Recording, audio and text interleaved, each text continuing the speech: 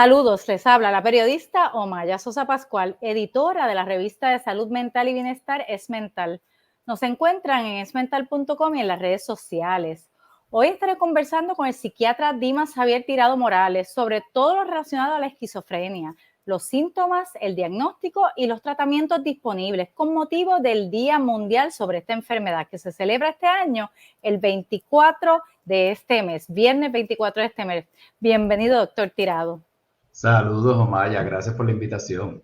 Doctor, voy a tomarme unos segundos en lo que la gente se conecta. Voy a pedirles que compartan este Facebook Live para que aprovechen porque van a tener la oportunidad de hacerle preguntas y comentarios al doctor Tirado, un gran psiquiatra y colaborador de la revista EsMental. Además, van a poder encontrar el reportaje sobre este mismo tema en esmental.com. Así que síganos allá abajo en las redes sociales, en Facebook, para que puedan enterarse del próximo Facebook Live y también leer el reportaje de esta entrevista que vamos a hacer y otros reportajes que vamos a estar publicando con motivo del tema de la esquizofrenia cerca del Día Mundial de Concienciación sobre la Esquizofrenia. Ya veo que hay algunas y algunos conectados, así que vamos a dar comienzo formal a este Facebook Live. Saludos, les habla la periodista Omaya Sosa Pascual, editora de la revista de salud mental y bienestar EsMental. Nos encuentran en esmental.com y en las redes sociales. Hoy estaré conversando con el psiquiatra Dimas Javier Tirado Morales sobre todo lo relacionado a la esquizofrenia, los síntomas, el diagnóstico y los tratamientos disponibles con motivo del Día Mundial sobre esta enfermedad que se celebra el viernes 24 de mayo. Bienvenido, doctor Tirado, gracias por estar con nosotras. Gracias de nuevo, Omaya, y gracias a todo el público que nos está escuchando. Doctor, quiero comenzar por lo más básico. ¿Qué es la esquizofrenia? ¿Cuáles son las causas y cuáles son los factores de riesgo para desarrollar esta enfermedad? Pues gracias por este live, Omaya, porque es tan importante educar sobre tantos trastornos de la salud mental, especialmente un trastorno crónico, ¿verdad? La esquizofrénica es un trastorno crónico de la salud mental, un trastorno serio, también se le dice en inglés, serious mental illness. Y hay mucha desinformación sobre la esquizofrenia, hay muchas veces que a personas que son hasta criminales, ¿verdad? Personas otro tipo de personas que tienen otros diagnósticos o personas que no tienen ningún diagnóstico de salud mental o trastorno y se habla, ¿verdad? Bien coloquialmente sobre la esquizofrenia.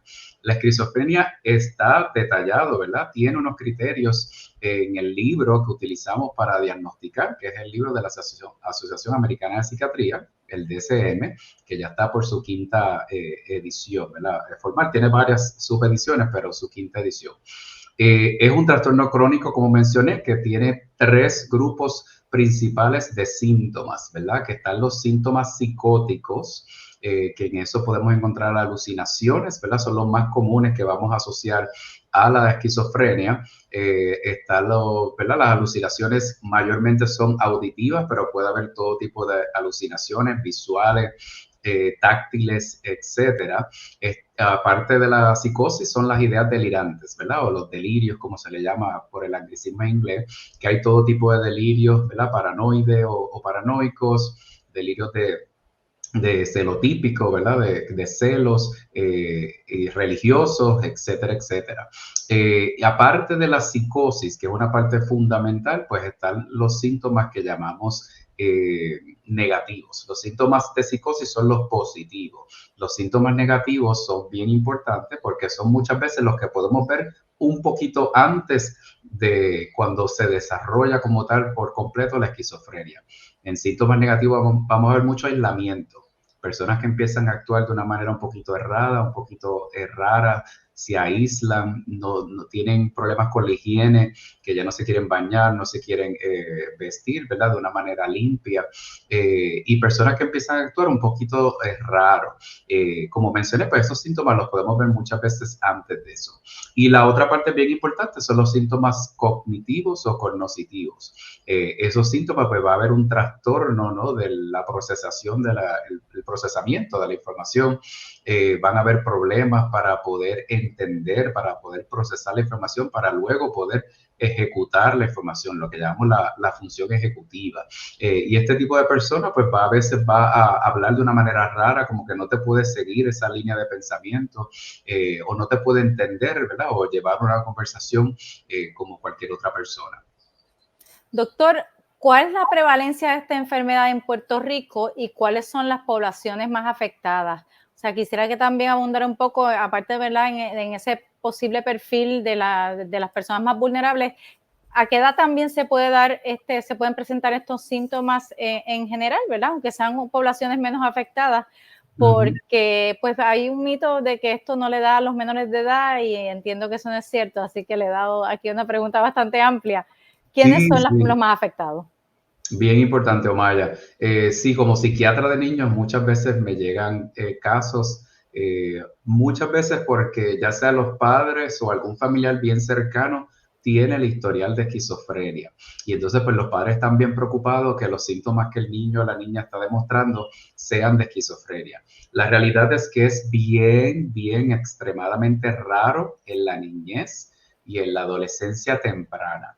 La esquizofrenia, perdón, usualmente comienza en la adolescencia tardía y en la adultez temprana, en hombres. Estamos hablando adolescencia tardía, 16 años. Después de los 15, 16 años y entre los 20 a 25 años, ¿verdad?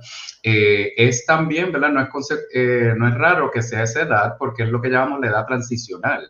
Es la edad donde muchos de estos chicos y estas chicas se están graduando de la escuela superior, entran algunos de ellos a universidad o algún tipo de estudio o entran al mundo laboral, lo que provoca muchísimo estrés, muchísima ansiedad, muchísimos cambios en muchos chicos y chicas. Así que es bien común y se cree, ¿verdad? La teoría es que por eso, ¿verdad? Por tantos cambios y tantas responsabilidades que tienen que empezar a adquirir estos adultos, jóvenes adultos y adolescentes, es que por eso pues puede detonar el trastorno de esquizofrenia. En las mujeres se ve un poquito más tarde. En las mujeres usualmente estamos hablando de jóvenes adultos, la adultez temprana, ¿verdad? Entre los 25 años a los 35 años. Como bien dijiste, sí hay casos descritos en la literatura y yo he visto algunos donde la esquizofrenia puede empezar mucho más joven que eso, antes de los 15 años, y sí hay casos que puede empezar bien tarde, después de los 40 años.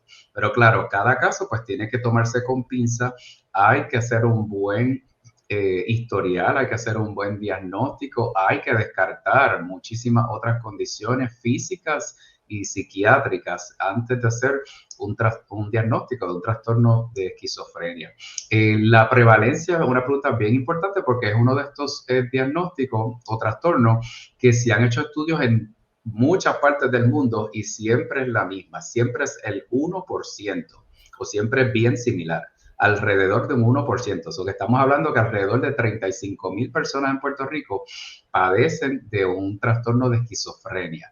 Y no hay diferencia significativa entre hombres y mujeres. No es como otros trastornos de la salud mental que son más comunes en mujeres o son más comunes en hombres. En mujeres, por ejemplo, la depresión, en hombres, por ejemplo, o en varones, el ADHD o los trastornos de abuso de sustancias son más comunes en hombres. En la esquizofrenia, realmente la diferencia es en cuán temprano o cuán tarde usualmente se ve. Qué interesante, creo que eso es un mito también. Se piensa comúnmente que afecta más a los hombres, pero no es así. Es que se ve antes en los hombres, pero al final del día da de igual manera. Iba a decir, disculpe que le interrumpí. Sí, que eso es un punto también bien importante que quizás es que asociamos a la persona esquizofrénica, la que quizás podemos ver deambulando, la que podemos ver en el pueblo, ¿verdad? Actuando de una manera bien errática. Y usualmente son hombres. ¿Pero por qué? Porque muchos hombres también abusan de sustancias, también utilizan sustancias. Así que una persona con un trastorno, no estoy diciendo que todos los deambulantes, ¿verdad? Para estar claro. Pero sí sabemos que muchas personas que deambulan tienen un trastorno crónico como lo es la esquizofrenia. Y muchos de ellos también utilizan y abusan de sustancias y no se tratan la esquizofrenia, ¿verdad? No tienen un tratamiento consistente y eso provoca, ¿verdad? Que puedan llegar a deambular, ¿verdad? Y a vivir en las calles. La segunda parte del live vamos a ir precisamente a lo que es el diagnóstico, la importancia del diagnóstico, cómo proceder y a los tratamientos, pero también pues sabemos que en salud mental en general las mujeres son más propensas a buscar ayuda y a buscar tratamiento que los hombres, así que eso también tiene que ver quizás con este mito de que vemos a más hombres afectados, pero es porque están más visibles y no están quizás dentro del sistema. Aprovecho para saludar a algunas personas que están conectadas con nosotros, Chico Tirado, Juanita Morales Rosa, quien nos saluda también, y Perla, quien es de nuestro equipo, tiene una pregunta, dice que pese a tanta información existente, ¿por qué seguimos viendo la representación de la enfermedad en películas y series de forma prejuiciada? ¿Hay todavía un gran estigma alrededor de la esquizofrenia? Sí, sí, es bien lamentable, lo tengo que decir, lo escuché ayer en un programa de aquí, de Puerto Rico, ¿no? De opinión pública y política, ¿verdad? Que se confunde con esto del caso de este criminal Hermes Ayala, se confunden muchos términos. Así que sí, todavía hay mucha educación, quizás no hemos hecho un trabajo, ¿verdad? Como se debería. También hay mucho estigma, ¿verdad? También hay mucha discriminación. Y programas como este, ¿verdad? Cápsulas como estas, tratamos, ¿verdad? De trabajar y romper con todos esos estigmas que hay asociados con la salud mental. Así que sí, hay mucho trabajo que recorrer. Yo sé que muchas periodistas responsables como usted están trabajando con eso para ayudar a los medios a tener una visión, ¿verdad?, más acertada sobre los trastornos de salud mental. Sí, de hecho, el semestre pasado tuvimos una entrevista con un paciente y con su esposa y, verdad, fue bien bonita y bien iluminadora porque es una persona, pues, que rompe con toda esta concepción o estereotipo que se pueda tener una persona. Él toca trompeta, él hace un montón de cosas, ¿verdad? Y su esposa estaba allí con él conversando. Así que antes de pasar a la segunda parte del live, usted ya habló de síntomas, pero quisiera que brevemente nos hablara entonces quizá de señales, ¿no? Están estos síntomas positivos, negativos, cognitivos, pero si hay alguna de las personas que nos está escuchando que piensa a qué señales debo estar pendiente para quizás pensar en el momento de buscar algún tipo de ayuda, ¿qué tipo de señales pueden ser esas? Y no recuerdo que te haya contestado, Maya, que esto es un trastorno multifactorial, ¿verdad? No hay una sola razón por la que lamentablemente ocurre o se detona un trastorno de esquizofrenia. Hay factores genéticos, ¿verdad? Hay factores ambientales, hay muchos tipos de factores que abonan a que pueda detonarse una esquizofrenia. Y por supuesto, hay ya la literatura bien clara en detallar algunos síntomas que se van a ver desde antes de lo que se llama una psicosis aguda, ¿verdad? Hay mucha gente que empieza a actuar raro, muchos jóvenes. Cuando ustedes empiezan a ver que su chico o su chica se está aislando, está teniendo unas conductas que sean un poco erráticas, un poco raras.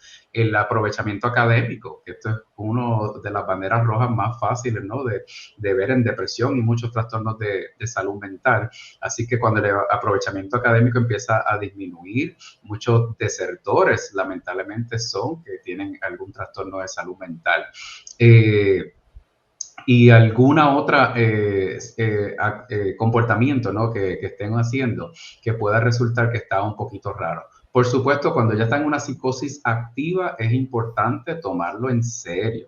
Hay mucha gente que se ríe de la manera que actúan este tipo de personas y no lo toman en serio. Gente que dice, estoy delirios de persecución y pueden decir que lo están escuchando en la radio, que lo están escuchando en la televisión y esto es todo un chiste para muchos de sus familiares. No, por favor, vamos a buscarle ayuda. Hay un término bien importante en esquizofrenia y se le llama anosognosia, ¿no? Anosognosia. Y es que lamentablemente por el tipo de condición, muchos de estos pacientes no tienen introspección. De verdad que ellos no creen que haya nada malo y nada raro en ellos y ellas, y por eso no buscan ayuda, ¿verdad? No es que ocurren todos, pero en muchos de ellos no pasa esto. Así que recae en la familia, recae en sus vecinos, recae en la sociedad en general, en tratar de buscarle ayuda a estos pacientes porque sabemos que los resultados van a ser mucho mejores si le buscamos ayuda o intervenimos de manera temprana. Esto es como en muchos otros trastornos de salud mental. En la depresión, por ejemplo, mientras más episodios de depresión uno tenga, peor lamentablemente van a ser y más difícil va a ser salir de ello. pues la esquizofrenia es igual. Si usted tiene una psicosis activa, es bien importante que le busquemos tratamiento rápido para que podamos intervenir, para que podamos estabilizar a este paciente. Quizás la psicosis no se va a ir por completo, pero podemos estabilizar los síntomas. Porque si ese paciente luego tiene otro episodio, deja los medicamentos o deja el tratamiento y tiene otro episodio que es usualmente va a ser peor. Y lo que queremos es eso, es evitar. Doctor, aquí el doctor Alexis Francisco Rivera dice excelente tema y también pues habla de lo que usted está hablando, pensamientos erráticos, algunos mágicos o paranoia, comienzan a aislarse, es muy común, supongo que también está en el ámbito de la salud mental. Me quedé con una dudita con lo que dijo en términos de las causas, ¿verdad? Que son multifactoriales, pueden combinarse genéticas y ambientales. ¿Puede haber esquizofrenia sin que haya historial familiar o genético? Pues sería bien raro, Omaya. Lo más común es que la persona o los familiares no tienen, ¿verdad? No saben de algún familiar que posiblemente tiene esquizofrenia y antes pues eso no se diagnosticaba, los tildaban de, ¿verdad? Con epítetos como locos y locas y esa persona es así y no se les buscaba ayuda. Así que muchas veces cuando empezamos realmente a preguntar sobre familiares, abuelos, abuelas, tío abuelos, tía abuela, y seguimos examinando, ocultando, aparece algún familiar que lamentablemente padeció de una condición que pudiera ser esquizofrenia. Bien importante, lamentablemente el trastorno de esquizofrenia los pone o los predispone al suicidio. Y muchos de estos pacientes, ¿verdad? Empezando con el diagnóstico. Se sabe por estudios que un año después del diagnóstico, las probabilidades se triplican de cometer un suicidio o intentar un suicidio. Y es por la noticia del trastorno. Y por eso es bien importante la educación, porque tener un trastorno de esquizofrenia ya es como el HIV, ya eso no es una sentencia de muerte. Muchas personas con un trastorno de esquizofrenia son bien funcionales o completamente funcionales porque se permanecen en tratamiento. Y lamentablemente en una de estas psicosis o si se combina con abuso de sustancias o alguna otra situación, pues puede desencadenar a que nuestros pacientes de esquizofrenia lamentablemente se quiten la vida. Así que es bien importante que le podamos intervenir de manera temprana para poder evitar eso. Y mucha gente no sabe de familiares que tienen esquizofrenia porque lamentablemente se quitaron la vida, murieron o no se sabía de esa persona. También el estigma. Uh-huh. Sí, que también el estigma es bien importante. Muchas veces se escondía antes, ¿no? De que había un familiar con esquizofrenia porque no quería que eso la familia se supiera de eso. No, vamos a pasar entonces a esa parte tan importante, ¿verdad? De cómo entonces lo manejamos para que se minimice y se estabilice el paciente de la mejor manera. Quiero recordarle a todas y a todos que estamos conversando con el doctor Dimas Javier Tirado Morales, psiquiatra, sobre esquizofrenia, con motivo del Día Mundial sobre la esquizofrenia. Doctor, pues ya hablamos de las señales, hablamos de los síntomas. ¿Cuándo es ese momento de proceder con una evaluación médica y a dónde se debe acudir? ¿Cómo deben proceder? Usted acaba de hablar de que muchas veces el mismo paciente pues no se está percatando de lo que está ocurriendo. Está de parte de los familiares, vecinos y otros allegados lidiar con la situación. ¿Cómo usted aconseja que se proceda cuando se está dando esta situación de señales y síntomas compatibles con lo que usted describió? Pues bien importante recordarle a las familias que si estamos hablando de una urgencia, si estamos hablando que los comportamientos de esta persona ponen en riesgo su vida o la vida del paciente, ¿no? O la de alguien más en la familia, pues bien importante que es una urgencia precisamente, ¿no? Hay que llamar al 988, hay que llevar a este paciente a sala de emergencia psiquiátrica para que pueda recibir tratamiento agudo, que se le llama, ¿no? De manera rápida. Si de lo contrario, ¿verdad? Si es un paciente, sobre todo nuestros adolescentes, que estamos viendo que está actuando de una manera errática, que está teniendo síntomas, ¿verdad? Que ya nos levantan bandera, pero no está en una psicosis activa o no está en una psicosis activa que ponga su vida en riesgo, pues podemos entonces llevarlo ya sea a una evaluación con un psicólogo, con un psiquiatra, porque queremos intervenir de manera temprana. En la primera línea de tratamiento, Omaya, es medicamento. Esto es uno de los trastornos ¿verdad? Por ejemplo, la depresión, la ansiedad, muchas veces cuando es leve a moderada, pues la primera línea es terapia.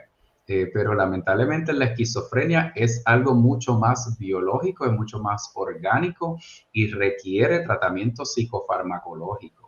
¿Okay?